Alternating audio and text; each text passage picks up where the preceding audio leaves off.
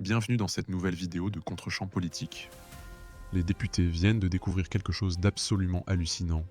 Delphine Ernotte, présidente France Télévisions, a touché 78 000 € de prime variable en 2024, soit 98,5% du maximum possible, alors que l'entreprise cumule 80 millions de déficit depuis 2017, Cour des comptes accablante, employés sans prime.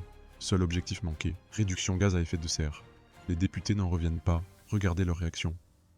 Madame la ministre, on a aussi débattu, notamment hier, avec les anciens ministres de la Culture et les anciens députés, de la légitimité de la prime de performance de Delphine Ernotte que la Cour des comptes nous a apprise lors de son audition. Elle a en tout cas bénéficié d'une prime variable d'un montant de 78 000 € qui dépend de plusieurs critères. Je me suis intéressé à ces critères. Et en 2024, c'était l'une des questions de Madame Bachelot hier qui me disait mais on ne sait pas quel a été le pourcentage total de la prime de performance que Madame Ernotte a bénéficié. Est-ce que 80 000 €, c'est la moitié du montant total qu'elle aurait pu percevoir, ou est-ce que en fait ça correspond à 98,5% de la prime de performance maximale qu'elle aurait pu percevoir en 2024. Les 1,5% restants qu'elle n'a pas touchés s'explique parce qu'elle n'aurait pas totalement atteint ses objectifs sur les réductions de gaz à effet de serre.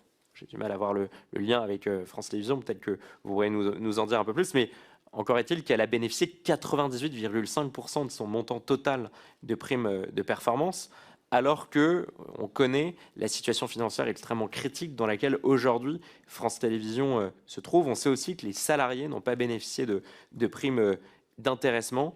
Madame la ministre, est-ce que vous trouvez justifié que la présidente de France Télévisions bénéficie de près de 100% de sa prime de performance, alors qu'on vient de débattre de tous les critères alarmants dans lesquels France Télévisions se place aujourd'hui sur une situation financière? Et peut-être pour être plus précis, est-ce que votre représentant au sein du conseil d'administration s'est opposé à cette part variable? Tout d'abord, par exemple, le rapport de la Cour des comptes peut tout à fait être débattu en conseil d'administration. C'est une possibilité. Ensuite, sur les rémunérations des présidents de l'audiovisuel public, la part fixe et variable, elle est déterminée, comme vous le savez, par décision du ministre de l'économie. Le ministère de la Culture n'a qu'un avis à donner. Puis approuvé en CA. Donc c'est débattu en conseil d'administration. De la rémunération de Delphine Ernotte depuis 2015 est assez stable, il n'y a pas eu d'augmentation. Et les critères de la part variable, je regardais sur la part variable, il y a plusieurs critères, le projet de transformation, réforme stratégique, prise en compte de la RSE, évidemment les audiences, les investissements dans la création, la maîtrise de la masse salariale. Il y a toute une série de critères.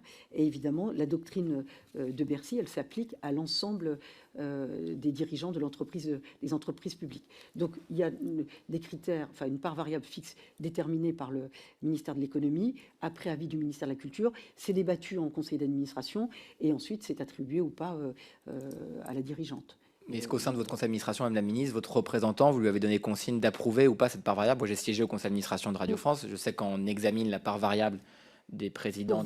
Pour 2025 ? C'est la question du rapporteur, c'est pour 2024. Ça sera, 2024, pour 2024. Pour 2025, ça sera déterminé en avril 26. Et pour 2024? Pour 2024, je n'ai pas l'information. Bah, non, je n'ai pas l'information de la décision, ou en tous les cas de la position de l'administrateur au sein du conseil d'administration.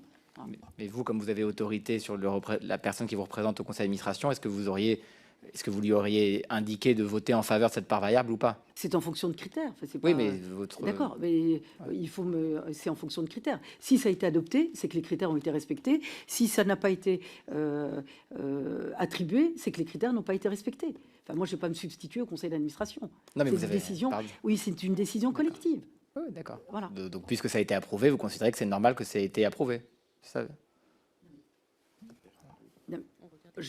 Il y a un conseil d'administration, vous disiez vous-même que vous connaissiez le fonctionnement d'une entreprise.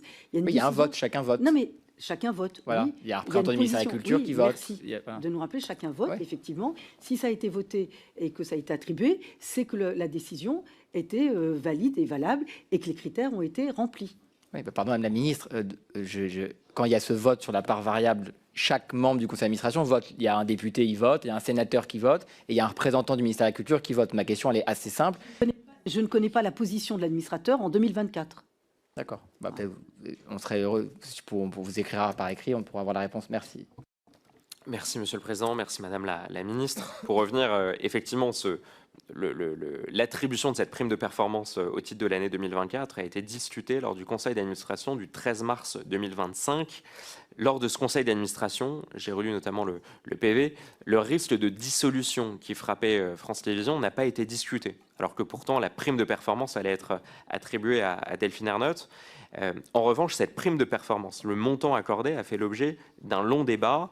Et je peux vous dire notamment que le seul député qui représente la représentation nationale au titre du conseil d'administration de France Télévisions, vous le connaissez sans doute, c'est Emmanuel Grégoire. Et lui a appelé personnellement à ce que la prime de Madame Ernotte soit versée en intégralité, alors qu'on connaît la situation financière extrêmement critique que traversait à l'époque, toujours aujourd'hui, France Télévisions.